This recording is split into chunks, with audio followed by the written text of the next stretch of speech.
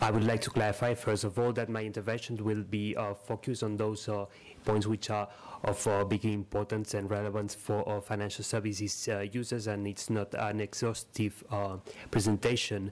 First of all, I will just give a very detailed information about European use. We are the European Federation of Financial Services Users. We represent over 4 million citizens through our 50 national member organizations, representing individual shareholders, retail investors, and other financial services users such as mortgage holders and credit card users. To start with, we must consider that besides financial stability, there are many other reasons why the single supervision and single resolution for banks is key for financial services users. First of all, we must realize that financial services users, and more concretely individual shareholders and retail investors, are paying twice for bank crisis, because they suffer losses on their personal wealth, and second, they pay as taxpayers. So therefore, it's extremely unfair. Sometimes not only shareholders or bondholders do pay, but also even depositors are required to participate, such as, for instance, in the famous Cyprus bail-in, or more concretely, what could have been. We deem any temptation of including insured depositors' involvement as completely unacceptable. You name it as you want, as pure bail-in or as a special tax on deposits, is not good for anybody.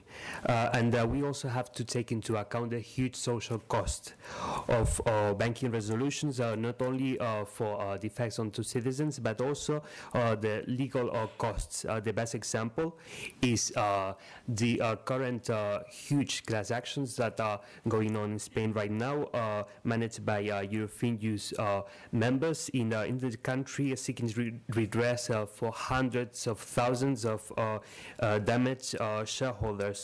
So above all, it's necessary to avoid this from happening. And the second reason why this debate is to the importance of financial services users is because we need to avoid any kind of a discrimination of concrete groups of equity holders.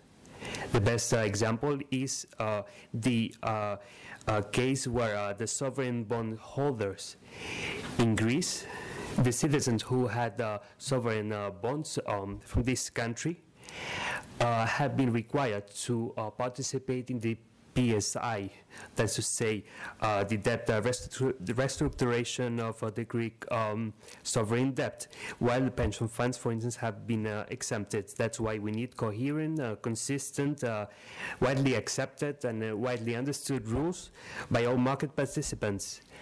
And we must remember that we don't have a EU-wide class action system yet, which would be another source of discrimination. We think that besides of a strong single resolution and single supervision in Europe, in the European Union or in the Eurozone, we need to reduce the over-reliance on intermediate finance of the European Union in order to decrease the pressure onto these newly created SSM and SRM, especially considering the upcoming stress tests that will be performed shortly by the EBA and the ECB. How can we reduce the over-reliance on intermediate financing?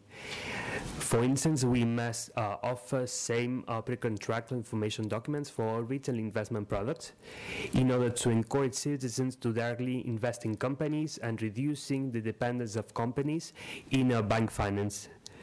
Second, also the debate on inducements under the MiFID.